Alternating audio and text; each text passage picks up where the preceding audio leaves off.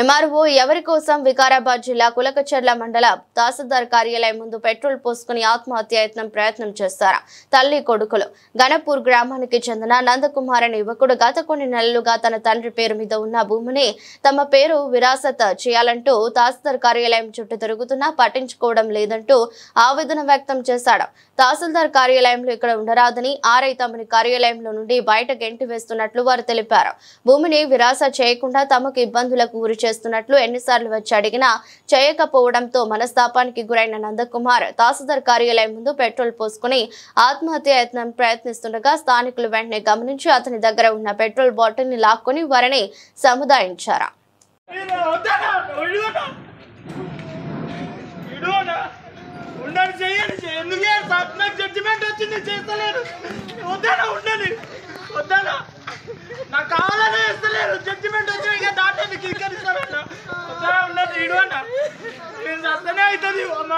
మా చెవుల మీద వాళ్ళకి చేసుకోమని చెప్పమను.